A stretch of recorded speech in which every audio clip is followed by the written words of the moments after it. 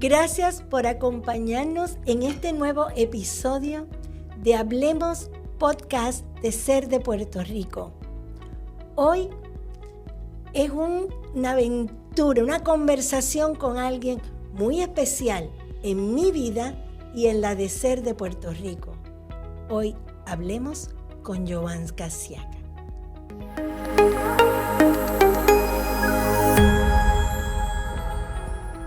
Jovanska Siaka Ruiz nace el 21 de junio de 1975 en San Juan con la condición de artrogliposis.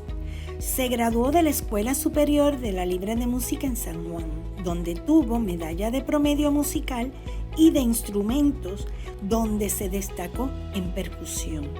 Se graduó de la Universidad Sagrado Corazón, donde tuvo un grado en la producción de radio, televisión y cine. Lleva una carrera de 27 años como profesora de producción de radio y televisión, comunicaciones y bellas artes en la Escuela Especializada Dr. Juan José Osuna, donde trabaja actualmente y es parte de la Junta de Directores de Ser de Puerto Rico. Bienvenida, Jovanska. ¡Ay, qué gusto tenerte! Ay, gracias por esa bienvenida. Encantada de estar aquí, de verdad que sí. Yo veo tu trayecto de vida como un trayecto de la mano con las oportunidades. Y quiero, de alguna manera, que nuestra conversación hagamos partícipe al que nos está escuchando, que yo confío que algunos sean tus estudiantes, sí. Para que conozcan cómo tú haces para que de cada circunstancia en tu vida tú hayas hecho lo que algunos llaman de un limón una limonada. Porque así es como yo te veo. Esa ha sido la enseñanza que tú continuamente me has dado a mí. Así que vamos desde el principio, que es cuando nos conocimos, y por eso mencioné lo importante que tú eres en mi vida. Porque fuiste mi maestra desde que naciste, siendo yo estudiante en práctica en el hospital universitario. Y nace esta niña con una malformación ortopédica que parecía un caracol, con sus muslos pegados al torso y sus pies hacia adentro. Y desde ese entonces fueron operaciones, yeso, pero una voluntad, un deseo de logro. Háblame de esas etapas, Jovanska, de esos primeros pininos. Wow. Cada una de ellas representa como que esta cantidad de retos. Y cada vez que se lograba algo, era como cuando uno hace un checklist, done, logrado. Y de esa manera, pues es más que nada la motivación de cuando lo logras, decir, bueno, pues sí, lo mentalizo, lo trabajo y lo logro.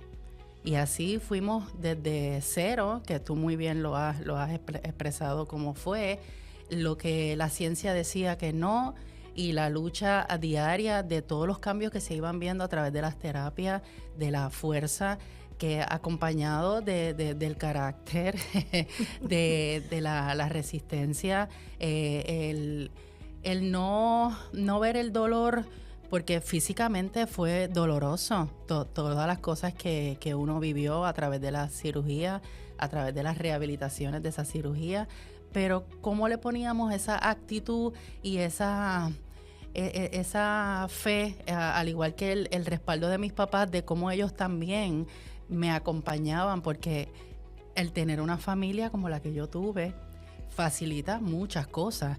El hacer las adaptaciones, de que no importa que aunque lo hagamos diferente, lo vamos a hacer, o por lo menos lo vamos a intentar. El tú tener que, bueno, pues vamos a plaza, aunque estés en silla y tengas un yeso, no importa. Lo importante es que te integres en cada una de las actividades de la manera como tú lo puedas hacer. Y yo creo que eso fue de las cosas que más me marcó, que no es el trabajo que tengas que pasar, es la importancia de tú poderlo hacer y tú podértelo disfrutar de la forma en que tú puedas hacerlo, sin comparaciones, sin estar estableciendo competencias con nadie. La competencia eres tú mismo, en cómo tú vas a poder sobrellevar la situación que es tu realidad, la cual tienes que aceptar, porque esa es otra de las cosas importantísimas. Cuando nacemos con una condición, tenemos que desarrollar y fortalecer ese amor propio, de que no es porque a mí, por qué pasó esto. No te cuestiones nada, tú sencillamente fluye con la vida y vence los retos que aparezcan, no importa cuáles sean. Me gratifica mucho que menciones tu familia, sobre todo tus padres, de quien me hice hermana de ambos. Háblame de ese rol, porque estás hablando de ese proceso que mencioné y reitero, de la mano con oportunidades. Ese rol de tus papás en ese trayecto, en ese vencer los retos desde tan temprano. Cuéntame un poco de ello. Pues evidentemente fundamental desde el día uno. O sea, mis padres, por todo lo que ellos me contaban, nosotros siempre fuimos una familia con muy buena comunicación, así es que muchos de los datos que yo tengo, que no tenía conciencia, o sea, no los recuerdo porque era bebé, pues ellos me relataban todas las cosas como fueron ocurriendo paso a paso. O sea que tampoco me ocultaron nada, y en ese sentido, pues es bien positivo porque uno está totalmente enterado de cómo las cosas se van dando, y uno va creando como que ese entendimiento y la importancia de lo que ellos te están recomendando, pues seguir las instrucciones en los tratamientos, en las terapias. Y pues en ese sentido es fundamental porque ellos me hicieron partícipe también de todo lo que iba ocurriendo. En el caso, cuando tú llegas a mi vida, que ellos estaban totalmente desesperados, y fue bastante rápido porque, según siempre se me explicó, yo tenía como apenas un mes de nacida cuando nos presentan a Nilda, y como papá siempre decía, nosotros te entregamos a esta mujer como esta esperanza, y nos hicimos sumamente cercanos a todo ese proceso, porque dentro de toda esta situación, una de las cosas importantes es que ellos también fluyeron y se educaron. Ellos aceptaron primero el reto y luego se educaron en no solamente conformarse con lo que pasaba aquí dentro en la institución, sino que ellos llevaban a la casa también toda esa disciplina, todo ese conocimiento que ellos iban adquiriendo en cada una de mis terapias. Así es que mi casa era la extensión del proceso de rehabilitación dentro de cada una de las etapas. Y todo lo que ellos veían que esa terapista hacía, las recomendaciones que recibían, ellos lo continuaban en mi casa. Así es que pues fue fundamental el que ellos también estuvieran integrados en todo el proceso, porque ellos participaban de las terapias. Ellos participaban en las conversaciones con los doctores que me iban a hacer la cirugía, explicándole de la A a la Z qué es lo que va a pasar, qué es lo que va a hacer, qué va a suceder luego que se haga la cirugía. Y otra cosa importante es la integración de otros dos seres importantes de mi vida, que son mis hermanos, porque se hacían partícipe también de todas las situaciones, ¿verdad? Y en los momentos en que yo estaba en el proceso de rehabilitación, cómo nos adaptaban para que cada cual, dándonos la misma importancia, porque eso también es algo que yo siempre tengo que destacar, que nosotros somos 3 hermanos, pero los 3 recibimos la misma calidad de tiempo, el mismo amor. Así es que lo que se hacía era, no es que cogerle pena a Jovanska o decirle de plano que no lo puede hacer, sencillamente nos vamos a adaptar dentro de nuestra realidad y que todos se puedan integrar en todo lo que hacemos. En mi mejor recuerdo, ambos padres eran maestros que se convirtieron en estudiantes para ser maestros de posibilidades. Y sí, ellos tuvieron la capacidad de ver más allá de los pronósticos, de los diagnósticos. Y tú bailaste, tú has hecho tantas cosas, fuiste a la Escuela Libre de Música, aprendiste a tocar el piano cuando no había musculatura para hacerlo, eras una muy buena percusionista, tu papá era músico. ¿Cómo esos componentes se unificaron para trazar un trayecto que fue único? Es que no es comparable, todo el mundo es único, pero el tuyo estuvo tan rico de tantas experiencias que fueron sin planificar. Era verlas y aprovecharlas. Pues como bien tú dices, mi papá fue músico desde los 12 años. Y esto es bien interesante porque la música para él era tan y tan importante que sin él haber tenido las oportunidades de estudio desde jovencito, porque en su casa decían que la música era una pérdida de tiempo, él hubiese querido estudiar formalmente la música desde que estaba en la escuela. Así es que no es hasta que él ya se gradúa, que ya nos tiene a nosotros y ya es papá de sus 3 hijos y logra entonces entrar al conservatorio. Pero esa pasión y esa entrega que él siempre le tenía, porque mi padre siempre fue creyente de que las artes, las bellas artes, son parte integral del desarrollo de todo ser humano, independientemente tengas una condición o no la tengas. Eso debe estar acompañado dentro del desarrollo, porque eso ayuda a muchas destrezas, a la sensibilidad, a la empatía, a la disciplina, a la puntualidad, a desarrollar muchas destrezas motoras, cognitivas. O sea, la música es un idioma universal. Y pues por ese interés siempre nos expuso desde pequeño a que nosotros tuviésemos esas oportunidades. Yo recuerdo que yo comencé en piano, que yo apenas podía decir la palabra, y él siempre me preguntaba, ¿qué te gusta? Y yo le decía el piano. Y a los 3 años me compraron uno de juguete y ellos cuentan que en aquel momento yo sacaba música en ese instrumento y ellos decían, oye, esto realmente está dando resultado, porque me dicen que también tenía buen sentido rítmico, que de ahí es que sale el asunto de la percusión, porque mi papá siempre fue percusionista. Luego, al yo empezar a coger clase de piano, es que él le crea el interés de poder convertirse en un músico lector, porque lo de él era ritmo nada más. Así es que esto fue como el cuento de la película I Am Sam, que yo fui aprendiendo cosas que él no tuvo oportunidad de conocer ni aprender, y yo le enseñaba a él.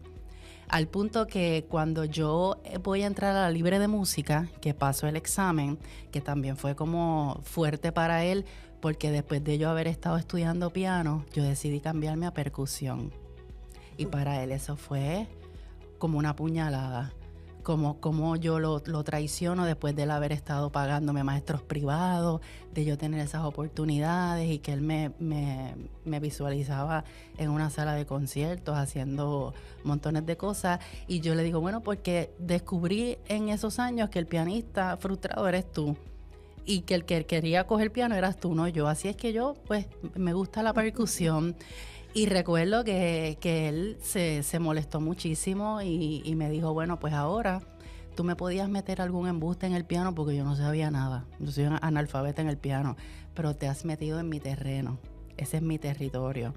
Así es que ahora vamos a ver si realmente lo vas a hacer bien, porque voy a estar tirándote el ojo a ver cómo te sale.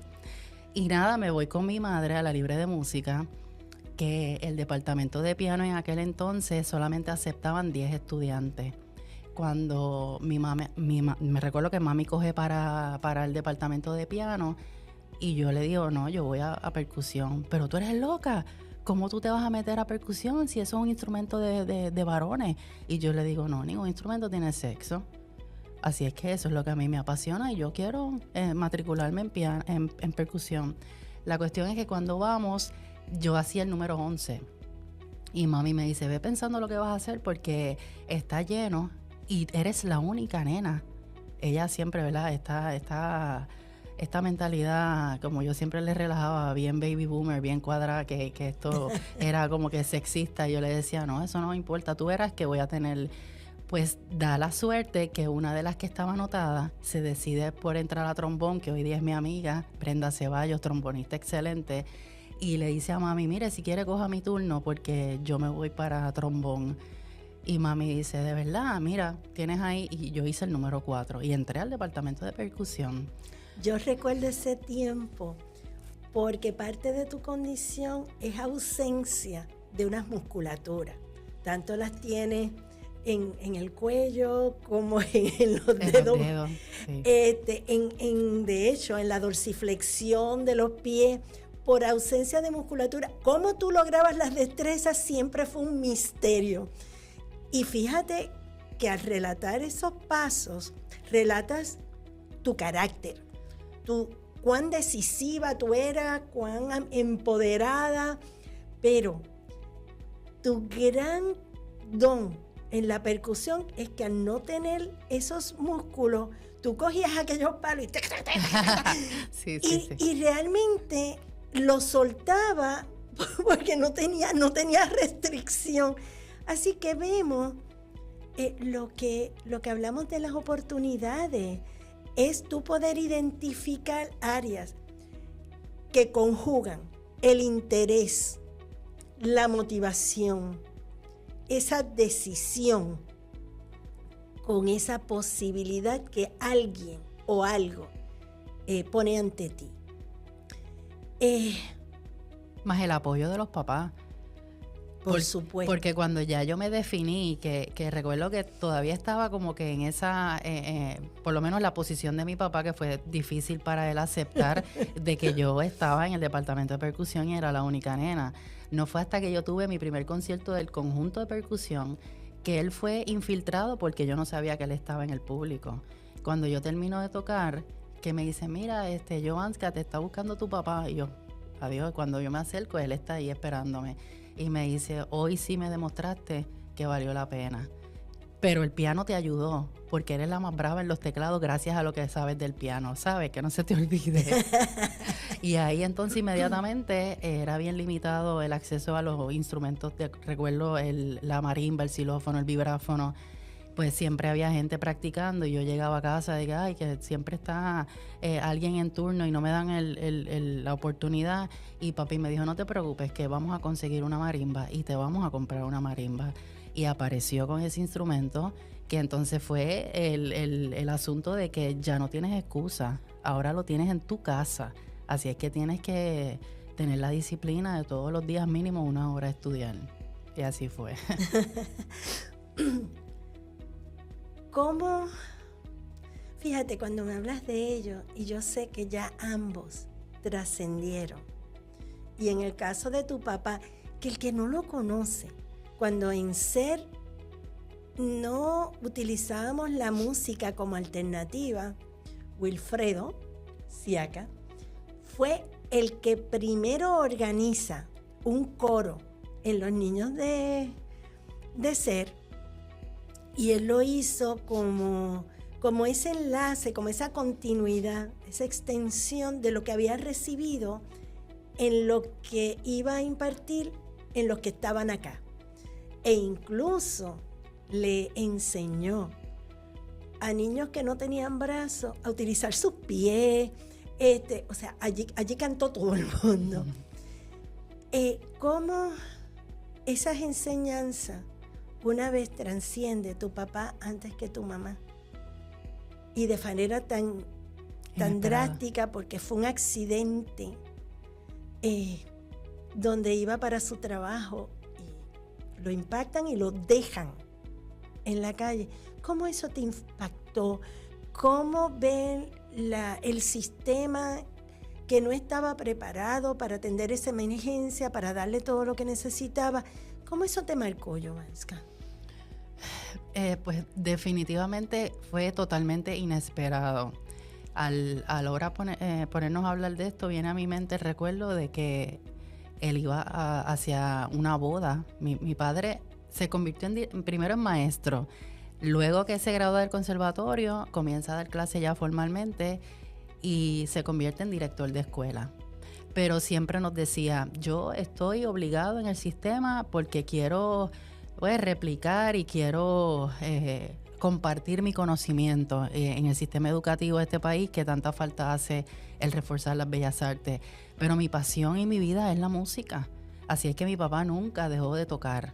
Ese día él iba camino a tocar una boda en un hotel, no recuerdo el detalle, y él acostumbraba a hacer carpooling con los compañeros, porque ellos ya estaban en una etapa que ya estaban mayores, pero todos tocaban. Y entonces ellos se llamaban los viejitos Depend, así se apodaban, y se acompañaban, y entonces decidían, de acuerdo al baile o a donde tenían que tocar, con quién se iban en pony. Y entonces se fue con este buen amigo, que gracias a ese amigo, mi padre pues pudo tener rápido sistema de emergencia, lo rescata porque él lo llama, pero lo que duró fue 10 días en el hospital. Fue muy fuerte, ¿verdad?, el impacto. Y como siempre nos enseñó, Dios tiene el control, y a veces en el momento en que las cosas ocurren, uno no tiene la respuesta, pero con el tiempo uno descubre de que pasó lo que tenía que pasar. Mi papá era una persona sumamente independiente y muy productiva. A la edad que, en el momento en que fallece, él dejó como 3 trabajos, porque él grababa, él daba clases, él dirigía una escuela, él era parte de la orquesta de Chucho Avellané, que es un grupo que grababa en el Canal 6, que era bien cómico, porque él iba a mi salón, donde yo trabajo está ubicado justamente detrás del Canal 6, y él iba a mi salón y se cambiaba rápido. Yo siempre le tenía agua, brincaba la verja y allá iba a grabar hasta las 8 o 9 de la noche. Así que también teníamos nosotros como que esta conexión tan bonita y esta complicidad, que todas las cosas que hacíamos como que se integraban el uno con el otro. Y al no tenerlo ya, pues él no está físicamente, pero es que sigue vivo en toda la gente que impactó. A veces en el momento menos esperado yo me encuentro gente en la calle o alguien que me escribe en las redes: tú eres la hija de Siaka, wow, tu papá, y me hace una anécdota que lo menos que hacemos es llorar. Lo que se hace es reírse, porque la forma y la personalidad que tenía mi papá era tan jovial, el sentido del humor era 24/7, que también esa era una de las cosas que ayudaba en mi proceso.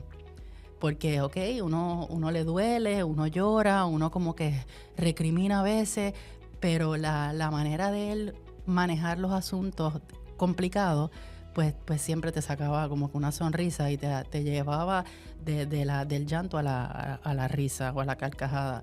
Así es que hemos podido, sin darnos cuenta, aunque no está físicamente, cada día se hace más fácil y vamos sanando, porque la cantidad de gente que él logró impactar, y también el impacto en nosotros de todo lo que nosotros aprendimos a su lado y lo que seguimos haciendo, porque ahora tengo un sobrino que también va por el mismo camino de la cuestión musical, mi hermano que es excelente músico y que casualmente está trabajando en el conservatorio, y a cada rato también me dice: adivina quién me encontré, a fulano, y me hizo tal anécdota de Don Siaka.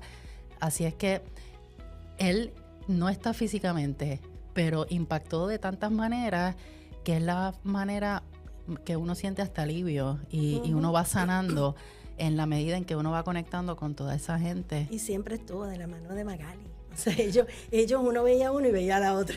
Era realmente... la vida te proporcionó la gran oportunidad de una familia invaluable. Definitivo. Y luego sigues esos ejemplos, ese legado, y eres maestra. Y Eso eres es maestra en la Osuna. Allí enseñas estudiantes que muchos conozco, que han trascendido. Háblame de tu magisterio y de tu enseñanza particular. Pues fíjate, cuando yo me gradúo de la Libre de Música, a mí me da pues no sé, de momento me vino este pensamiento y yo dije: no, yo no voy a dedicarme a la música, yo voy a estudiar comunicaciones, yo quiero estudiar producción, que también eso fue en mi casa. Ellos se quedaron como: pero si tú llevas años en la disciplina de la música, o sea, tú lo que tienes es que coger una beca, montarte en un avión e irte a estudiar a los Estados Unidos o entrar al conservatorio. que yo hasta preparé el repertorio y todo, y ya yo estaba lista para coger mi examen de entrada al conservatorio, con las piezas y todo ya estudiada. Pero en la Libre de Música, mágicamente, una orientadora hizo un taller con Lili García.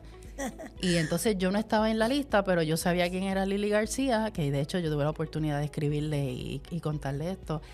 Y dije, yo me voy a meter porque eso me interesa. Y cuando esa mujer empezó a explicar el proceso de la producción, de la industria, los documentales, las grabaciones, yo dije, eso es lo que yo voy a estudiar. Llego a casa y le digo, voy para Sagrado Corazón. Y ellos se quedaron, pero ¿qué tú estás haciendo? Y yo, bueno, porque ya descubrí que me gusta la cuestión de la producción. También la producción es una carrera que está plasmada y llena de las bellas artes, porque ahí tú estudias de todo. Tú estudias iluminación, tú estudias escenografía, tú estudias, la música es un elemento esencial en todos los formatos. Así es que pues me sentía súper bien. Y me graduó de la universidad y escucho que abren esta escuela nueva en comunicaciones. Y recuerdo que mi papá, que ya estaba en el sistema trabajando y tenía compañeros de escuelas especializadas, me dice, mira, esa escuela especializada va a abrir en lo que tú estudiaste. Así es que fui a la convocatoria y me cogieron. Y el día antes yo recuerdo que yo le dije a mami, yo no sé cómo yo me voy a parar frente a un grupo de 10º grado a dar una clase. Y mami me dice, olvídate que tú no tienes idea de todo lo que tú vas a poder hacer. Aparte, tú llevas al lado de nosotros toda la vida. Tú has visto a tu papá dar clase, tú me has visto a mí, aunque sea otra disciplina. La cuestión de la disciplina es bastante parecida, ¿verdad? La metodología, eso luego tú lo analizas. Pues mira, me salió muy bien. ¿Y llevas allí al cuánto punto tiempo? que ya voy por número 27 años en la escuela. Con muchos cambios, la escuela ha dado muchos cambios y muchos giros en torno a la implementación, porque ahora estamos inmersos en la era digital. Ya nadie escucha radio como antes y nadie ve televisión. Así es que desde el nombre lo hemos logrado cambiar y estamos inmersos en las plataformas digitales y actualizándonos, que eso es otra cosa. La tecnología es una disciplina, es una ciencia que te obliga a que tienes que estar siempre update. Lo que tú aprendiste hoy ya mañana o el mes que viene no funciona. Bueno, míranos ahora, nos estamos enlazando vía tecnológica. Exactamente. Así es que ha sido un proceso pues súper arduo. He visto la diferencia de cómo ha cambiado grandemente las generaciones. La generación mía, cuando yo entré hace 26 años atrás, no es la misma que tengo ahora. Luego tenemos los estudiantes que son los post-pandemia, que también eso es un efecto y un impacto. Cómo, ¿verdad?, tú poder ajustarte a todos esos cambios, pero sin perder tu manera de impartir, ¿verdad?, la destreza y la disciplina. Yo soy una maestra que comparto varias filosofías, ¿verdad?, en términos de que yo soy bien conductista. Yo entiendo que tú tienes que formar a esa persona y crear unos hábitos que te van a garantizar una facilidad para poder tener un entendimiento. Ya luego somos constructivistas. Ya después que te aprendiste las reglas y ya te estás comportando de una manera que sabes cómo entrar al salón, porque hay que educar más que instruir, porque es la realidad. Nosotros tenemos que dar el complemento que en las casas no tienen. Y eso es lo que dificulta a veces el proceso de enseñanza, porque te tienes que involucrar en un proceso del desarrollo de ese individuo, porque no tiene destreza cuando llega a la sala de clases, que tú te tienes que ocupar de hacer cosas que en la casa no las tienes. Y entonces luego de eso pues ya es constructivismo, o sea que él mismo construye su propio aprendizaje, porque ya él tiene la base para poder entonces tomar decisiones de cómo quiere aprender. Y me consta de muchos estudiantes tuyos que hoy son exitosos. Te comparto que recientemente se quedó conmigo en la casa Frances Hernández, sí, que fue tu estudiante, y que recuerdo que un día al mediodía llegan ambas, que ambas consideró hijas, y dicen, mira esta foto, para que recuerdes que ya eres mayorcita. Tienes aquí 2 generaciones. Eso es cierto. Pero ella que es maestra en Houston. Ella reconoce esa enseñanza, pero eso ha sido extendido porque cada vez tengo más estudiantes que al llegar a sus años de high school, 9º grado, piden transferirse a los UNA y ser estudiantes de Jovanska Siaka. Y por otro lado, tú has logrado adaptar metodología, o sea, en una mirada inclusiva, participativa, y has logrado con algunos de ellos, como es el caso de Juanjo. Ese es el que me llega a la mente. Sí, porque excede las expectativas que tenían. O sea, y él es tan exitoso en todo lo que se propone, y él vuelve a reconocer eso que tú has sembrado, que él ahora cosecha. Yo con Juan José, nunca se me va a olvidar el día que él me dijo, yo hago un ejercicio porque yo doy la clase, el curso de la producción de televisión en estudio. Así es que hago una dinámica dentro del grupo donde ellos corren diferentes roles dentro de la producción. Y obviamente Juanjo tiene unas limitaciones que uno tenía el cuidado y la empatía de ponerlo en posiciones que lo hicieran pues desarrollarse, que se sintiera cómodo. Pero no éramos las personas que le teníamos que imponer la línea de decirle no, tú no lo puedes hacer. Sencillamente se le preguntaba, él lo analizaba y él aceptaba o lo rechazaba.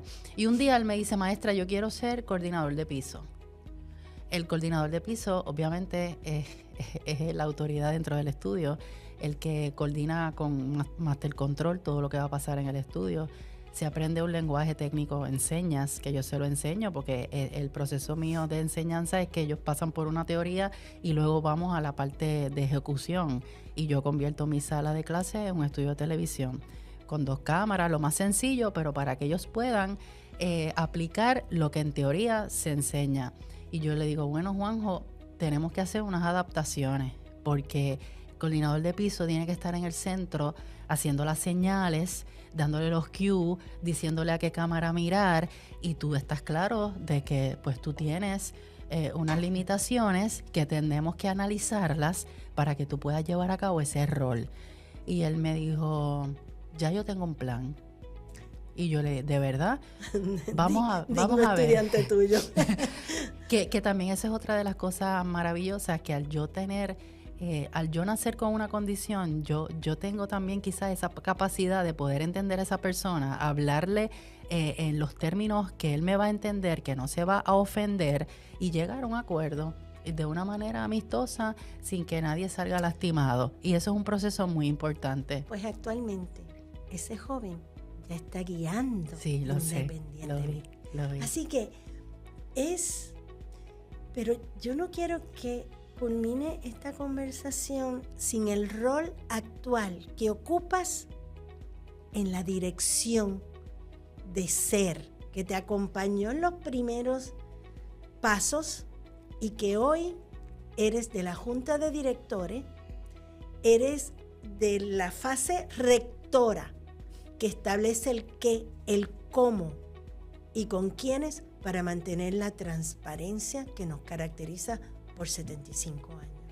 ¿Cómo te sientes ahí? Eso ha sido una oportunidad que de verdad me ha hecho entender y confirmar que primero como participante la transparencia de la institución se ve.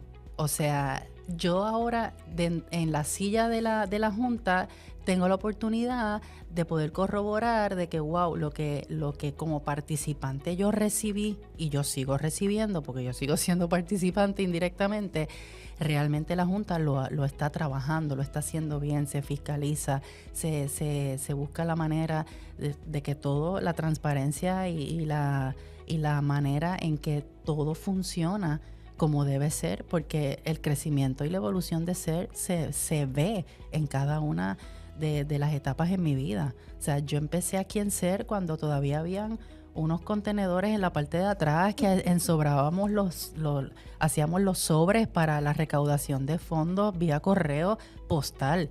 Y ahora vemos cómo los espacios se han ido ampliando, cómo se ha transformado la cuestión de la planta física, pero sigue estando en la misma calidad de personas que trabajan en ella. Y eso fue lo que yo recibí como participante y ahora lo compruebo compartiendo con esas personas como compañeros.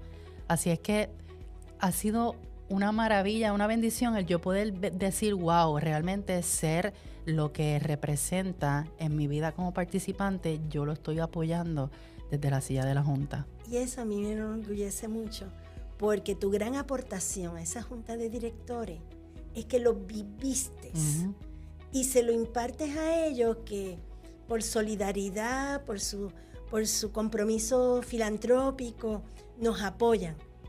Pero tú los llevas a un cable tierra y le hablas de necesidades puntuales, de decisiones que, ok, no tenemos los recursos, pero hay que buscar cómo tenerlo. Porque el tiempo se marca en hoy. Eso es así. Porque hace la diferencia de mañana. Ay, Jovanska, cuando yo digo que tú has sido importante en mi vida es porque has sido mi maestra, porque hemos estado enlazadas, porque he aprendido mucho de tu carácter, de que cuando te decían no, tú decías, rétame. Y es lo que tú le has legado a esos estudiantes que pasan por tus manos, que los veo ahora en los diferentes canales de televisión, en diferentes retos, o como en el caso de Frances, como una excelente maestra, buena esposa, buena madre. Realmente debes sentirte bien orgullosa de que tu vida tiene sentido y propósito en virtud y beneficio colectivo. Tú trabajaste por tu país y tu gente y tú eres ejemplo de eso. Gracias. Ante ellos. Y bueno, lo que a mí me Gracias. toque, pues me lo pongo. Gracias. Y yo te digo, como me dijiste tú en el brindis de mis quinceañeros, que posiblemente no te acuerdas de esa frase que impactó, taladró, y es lo que me acompaña siempre. El conocerte ha sido un privilegio, pero amarte, una bendición. Sí, y de eso es lo que se trata, y es lo que un poco tratamos de compartir con los que nos apoyan, de que en SER no atendemos casos, atendemos personas y nos hacemos partícipes de esas vidas, nos tomamos de las manos. Y pues, así como con Jovanska, en mi caso, que ya van para cerca de 50, son muchas las manos que bendicen lo que he hecho y lo que hago. Y a ustedes, yo les agradezco su sintonía. Me gustaría recibir sus comentarios, sus preguntas. Si son para Jovanska, se las hago llegar y luego se las participamos. Esto es un continuo con nuestras redes, esas mismas que están viendo en sus pantallas, y es por las que se pueden comunicar continuamente. No hay comentario que no tenga valor. Todos, sus sugerencias y sobre todo sus preguntas y lo que ustedes entienden que Puerto Rico y nuestra gente necesita para lo que fue una condición se haya convertido en el motor que llevara a una persona como Jovanska a ser exitosa en todas las fases de su vida. Así que los espero a través de su comunicación.